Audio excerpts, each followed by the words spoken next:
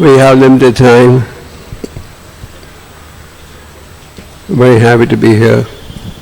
Srila Prabhupada was once asked to speak about his Guru Maharaj.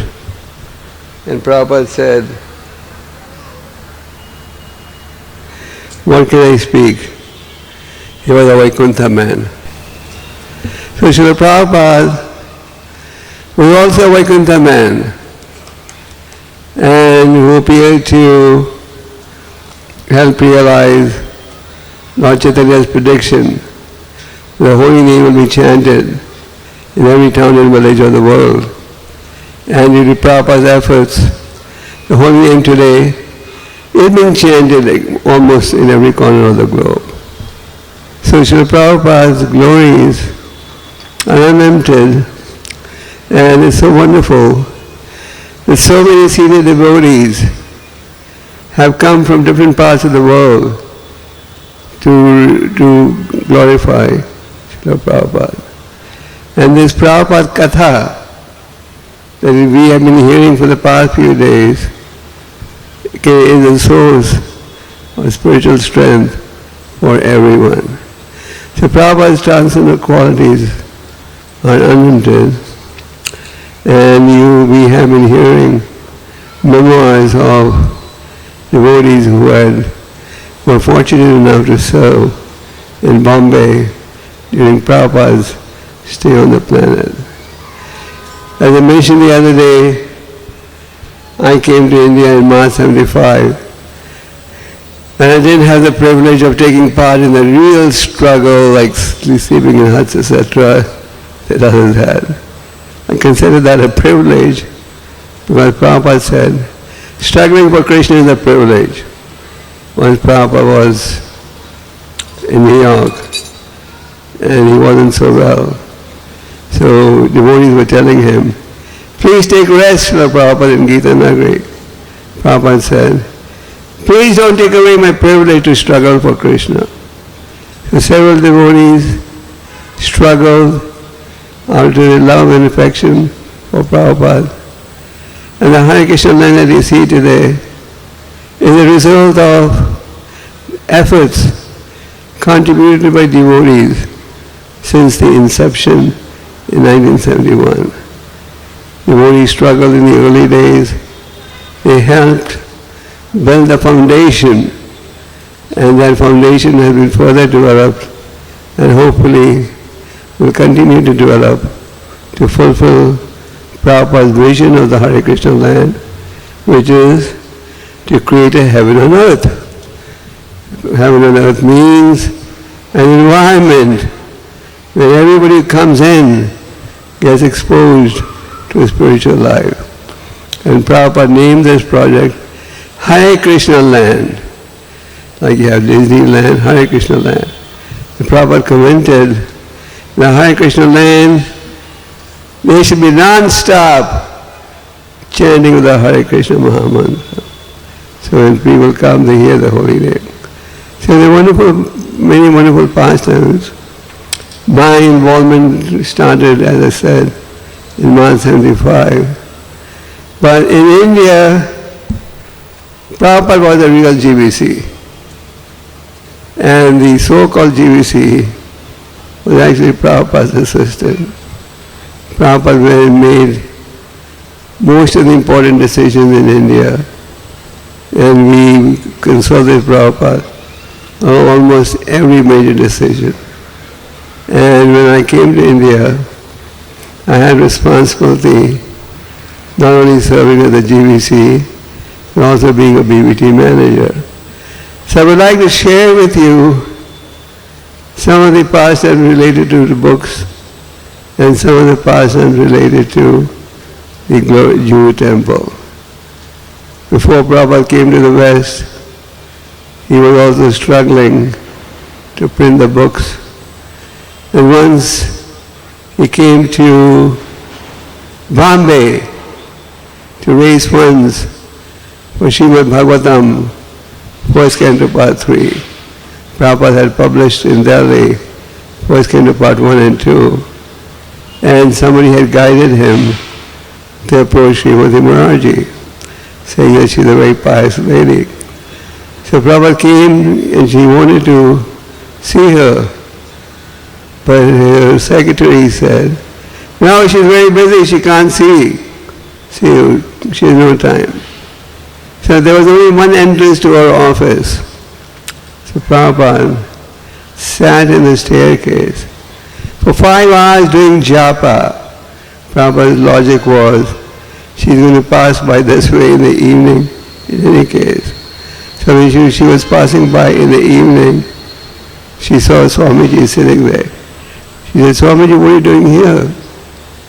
And he said he wanted to see her in connection with the publication of First Canto Part 3. And she said, okay, come tomorrow. And then she met Prabhupada the next day and agreed to help with the printing of First Canto Part 3. And it was after First Canto Part 3 was published that Prabhupada felt he was ready to travel to the West. But see his determination, sitting on the staircase for 5 hours. Then, as you know, we had at one point, struggle was very intense. We were not getting permission to build the temple. We had legal possession of the land, but we were not getting NOC. So Prabhupada gave the devotees a positive anger. He said, if we don't get permission, we'll make the Hare Krishna land into a bus stop. We said, what's a bus stop? He said, we'll have vehicles coming here, getting them full with books, going on and distributing books, and then again coming back for reinforcements. So he said, we'll make the Hare Krishna land into a bus stop if we don't get permission to build that temple. And at one point he said he wanted even the restaurants to be decorated with his books. Now Prabhupada wanted book distribution. Till 1975, India was regularly importing books. But after 75, we started printing books in India. So Srila Prabhupada also wanted book distribution to develop in India. So we had one Mr. Gupta who had a very big bookstore in Fora Fountain, Bombay. His company, I believe, was called International Book House. And it was a very reputed company, distributing Reader's Digest, Time, magazine, and so on. So he was one of our life members. And I had met him on many occasions. So we agreed and had a very big display of Prabhupada books. We had display in the racks, in the show window, banners, everything. But unfortunately, even after a tremendous display of 1 month, not many books were sold. So when I came and gave Prabhupada that report, and Prabhupada said, my books are sold due to the enthusiasm of my devotees. And in the bookstore, the people are not enthusiastic. How correct? Is enthusiasm is the key to spiritual advancement.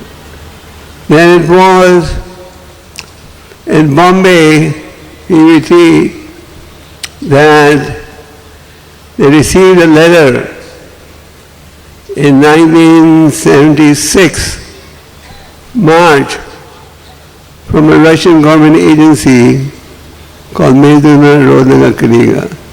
It means an agency for importing books. And they wanted a catalog of books printed by the VVT, because they said, we heard that VVT is printing books on world peace. So I got that inquiry and I took it to Mayapur to show it to Prabhupada. And at that time Prabhupada was trying to penetrate into the Soviet bloc.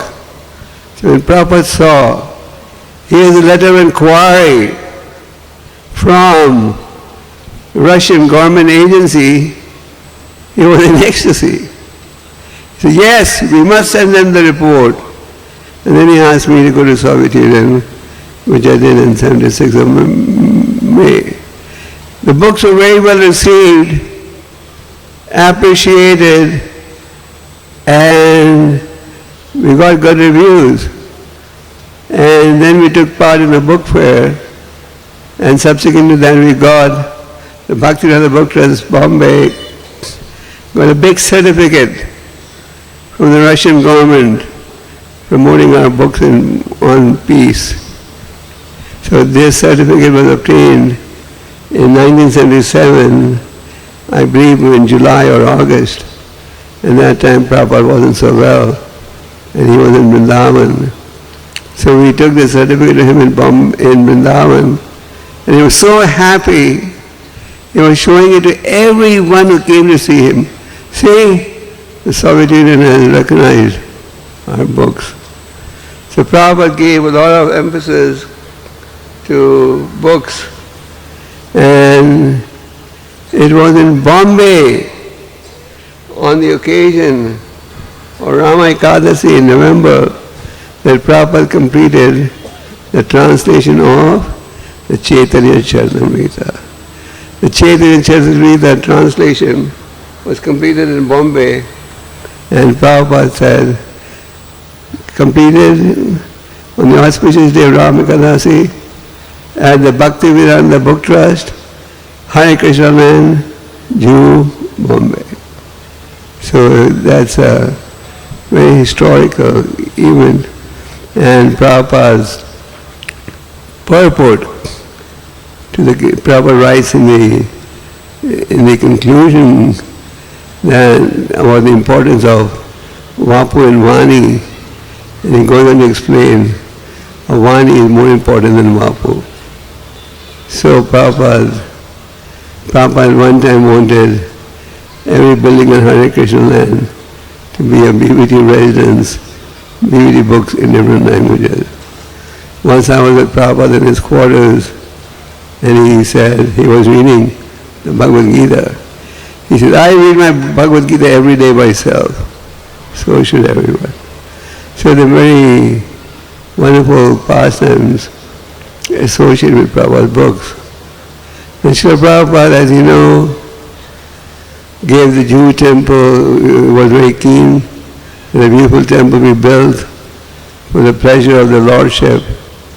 So when we were digging for the construction, we found that plaque, and that plaque was considered to be, estimated to be 500 years old. There were two Marathi scholars. I was doing some research this week because I couldn't exactly remember who were the scholars that we brought to Prabhupada. Then yesterday I finally found a document that revealed the two names. One was Mr. Page, who was a speaker of the Maharashtra Legislative Council, and the other one was the president of the Maharashtra Congress. So these two people were cultivated by Giriraj Swami and myself, who took us to the Chief Minister, who eventually gave us the NOC for construction. So when we found the plaque, we couldn't figure out how old the script was. So when these two scholars came and met Prabhupada and told him that this means that there was a Ganesh temple at this location 500 years ago, Prabhupada was very happy. He was happy to know that there was a temple over here.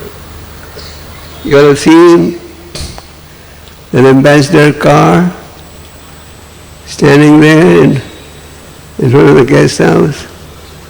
So in 1976, I believe, Krishna Prabhu Maharaj had come to India with a Mercedes car, all right? Red Mercedes car. And Prabhupada, that Mercedes car was being used by Prabhupada. At that time the rules were that if you brought a Mercedes car in the country, any foreign car, you could only keep it for 6 months, and then the car would have to, am I right?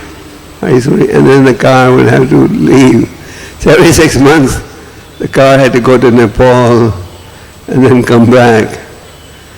So Prabhupada found that very troublesome, and I believe the Mercedes was sold. Then Prabhupada got 3 ambassador cars, 1 car for Bombay, 1 car for Vrindavan, and 1 car for Mayapur. I believe the Bombay car has survived.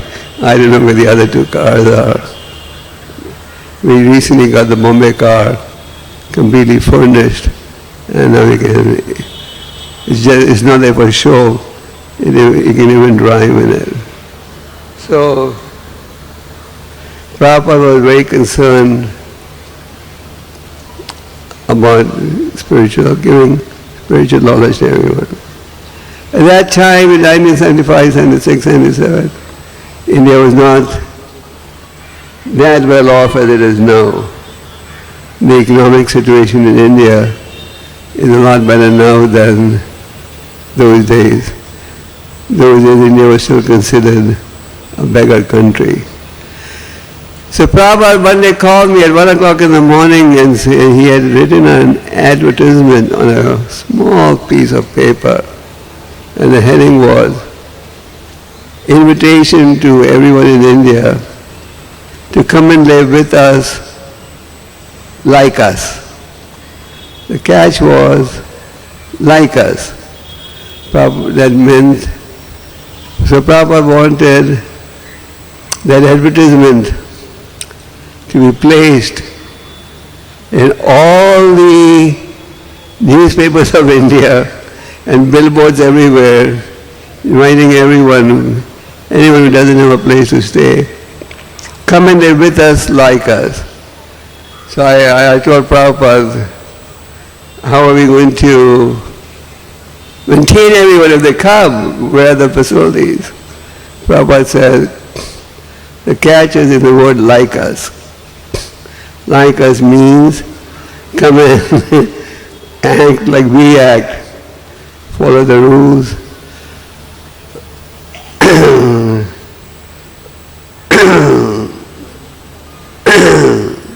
Follow the rules, regulated principles, etc. Of course, when we took the ad to be placed in the magazines and all, the newspapers were not interested. But it just shows Prabhupada's compassion to save the conditioned souls. And he handwrote in his own handwriting, come and live with us, like us. Prabhupada at one time wasn't well. There was an Ayurvedic doctor who had advised Prabhupada complete rest. At that time Prabhupada was still living in we were still in the old buildings. So we put a notice downstairs, Swamiji will not give darshan. And you can see his secretary, and his secretary at that time was, I believe, Jagadish Prabhu. And Prabhupada's room was almost next to the staircase. So Prabhupada was in his room doing japa, and he heard that some people were coming up. They came up, they wanted to have darshan of the deity of Prabhupada, and they were being returned. So when Prabhupada heard that, he said, "No! Let them come in." And he gave darshan. We said, "Please, you should take rest." But Prabhupada continued, let them come in. And then Prabhupada let them come in, and then Prabhupada told them to come in, and he went on preaching. In India, and the law is still the same. If you have a research-oriented trust, then a society that can get income tax exemption. Then the donor can get income tax exemption.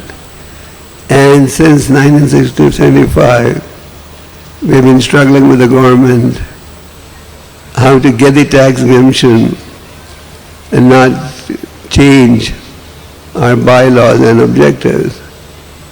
So the auditors in Bombay told me, why don't you have a Vedic Research Institute? If you have a Vedic Research Institute, then you may be entitled to full tax exemption. So I thought this was a good idea. And I went to Prabhupada and said, we have this problem and this is a proposed solution. Make a Vedic Research Institute. Prabhupada said, why research? Vyasadeva has done all the research. We don't need any research. And Prabhupada refused to compromise. So, at that time, this was in 73, at that time I was in America, but I had come to India in October, and I saw Prabhupada in Akash Ganga. At that time, this movie star, Devanand, had made a hit movie called Hare Rama, Hare Krishna. On the positive side of the movie, the Hare Krishna melody was in the background for the whole movie. But on the negative side, the movie showed that we take drugs and then feel high and then chant. So some people were being influenced positively, some negatively. So when I saw Prabhupada, I said, this movie is going to give us a bad name, Srila Prabhupada. It shows that we take drugs and then chant Hare Krishna. Prabhupada said, now nothing will be lost. People will hear the holy name and benefit. And that's a fact. I recently met a devotee in America, and I asked him, how did he become a devotee? He was of Indian origin. So he told me when he was a young kid in Maharashtra, he got exposed to the Hare Krishna mantra through this movie. And he was so attracted to the mantra that since childhood he's been chanting, and then he got initiated in America. So Prabhupada was right that the holy name in all ways is positive.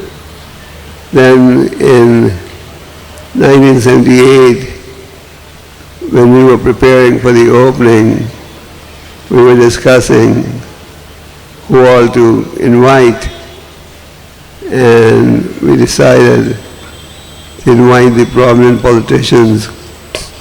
One was the Chief Minister of Maharashtra, the other one was a central government minister. This man was very prominent because he had defeated at that time in the Gandhi in an election, and he invited a governor. So the opening was very well attended and very well covered, and 2 or 3 international agencies also covered the opening. One was Mukunda Prabhu and myself had gone at that time to the foreign media in Delhi, and the music magazine, I believe it's dead now, but at that time it was a prominent magazine. They published an article on the Bombay temple opening, From Rags to Riches.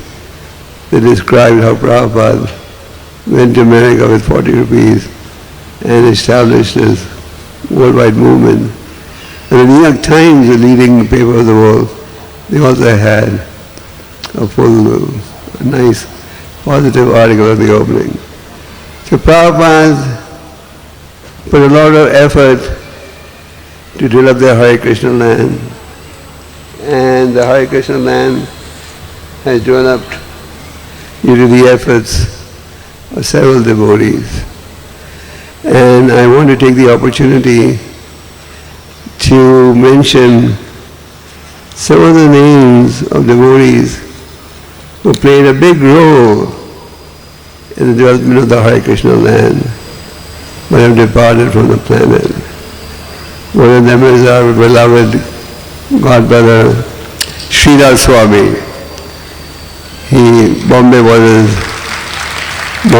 his head office. He lived over here for a long time. He was known as the Jolly Swami. He spoke pretty good Hindi, very enthusiastic preacher. He played a big role in obtaining the Bombay land in the struggle. He was the life membership director. He inspired others how to preach. So we offer our respects to him. Ramananda Prabhu, as you know, was one of the first devotees that joined Prabhupada in ISKCON in New York, served in Kenya for a long time, and he organized a Bombay Pandal. The deities, Radha Bihari, were carried on his lap from Akash Ganga to here in a taxi. Madhurisha Prabhu, he was the president of the Bombay Temple for some time, very senior American devotee, enthusiastic Kirtan leader for GBC in Australia also. He also played a very big role in the development of the Bombay project. Those were the years when we were struggling. Then Surabi Prabhu, he was the architect of this wonderful project. He was the architect of the Vrindavan temple. He was the architect of the Vrindavan Samadhi, the Prabhupada Pushpa Samadhi in Mayapur. And he played he was an architect. Prabhupada was also a very gifted architecture, because in the development of this design, Prabhupada played a big role in giving Surab the rough sketches and ideas, which Surab, using professional language and experience, finalized it. Narmada Maharaj was our BVT manager and the Bombay president on few occasions. He passed away. Aditya Mataji, she was the secretary of the Bombay temple. She was Gira Swami's secretary, and she lived in Vrindavan, where she passed away recently. And Sethi Ji, we heard he played a big role in fighting the Gundas and helping Prabhupada in building the rooftops. Deshpati Gupta Ji was the chairman of our steering committee, and he played a big role in buying the tenants and helping build the heaven and earth, which we describe as phase 2, and many others devotees. So as I said, ISKCON Bombay has developed due to the efforts of several devotees over the years. It's more a team effort. And I want to take this opportunity to thank all the devotees who have come from every corner of the globe to participate in this celebration. The planning of the celebration started over 2 years ago, and several efforts devotees took part. The team was headed by Braja Haridas, our temple president, and our goal was to have a big 40th anniversary. Of course, Golden Jubilee is relatively more important, but we didn't know how many of us would be around by the Golden Jubilee time. So at least we wanted to make sure that the 40th anniversary is nicely celebrated. So we want to thank all the devotees who came from different parts of the world to take part in this celebration. We are very, very grateful that all of you made big sacrifices to come here. The devotees have tried their best to take care, and they would like to be excused if there were any discrepancies. And we will request you to come back again. Prabhupada said Bombay is my office. Bombay is also the home of all the devotees have served here. So you're welcome to come and spend time in Bombay. And once again, thank you very, very much for coming and making this celebration so enjoyable. And thanks to Haridas Prabhu and his team for videoing the memoirs, and we'll try to get these memoirs transcribed and later maybe published into a book. And I also want to thank Devakinanda Prabhu and the Radharashvari committee members for the hard work in realizing phase 2 of the Hare Krishna land. We had phase 1, phase 2, and now we should have phase 3. And you know what phase 3 should be? Making sure that we fulfill every instruction that Prabhupada gave regarding Hare Krishna land. In other words, Prabhupada wanted this to be a spiritual location, and due to Prabhupada's mercy, thousands, over 10 to 15,000 people come every day, over 100,000 on weekends. But we need to intensify our preaching so that we can inspire more people to chant Hare Krishna. There were several devotees who took part in the management of the festival.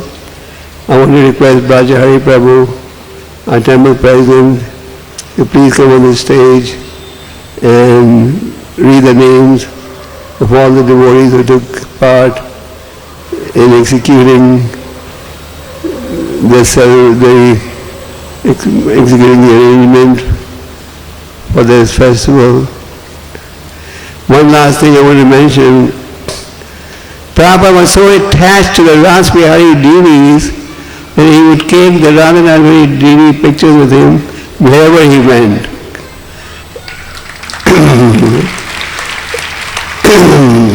The Radharashvari deities were part of his package, and wherever we go, he would have the deity pictures with him. So we are here because of Srila Prabhupada, and as long as we keep Prabhupada in the center, our spiritual lives will be successful.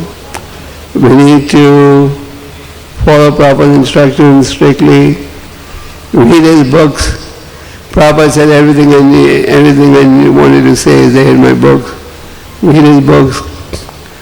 In the Chaitanya Charitamrita purport, which was concluded in the Hare Krishna land translation, Prabhupada talks about Vapu and Vani and explains how Vani is more important than Vapu. So we have Prabhupada's Vani in his books, instructions. We should study them, practice them, and thereby preach the message that Prabhupada gave us. That will please Prabhupada. That will make this the real heaven on earth. Hare Krishna.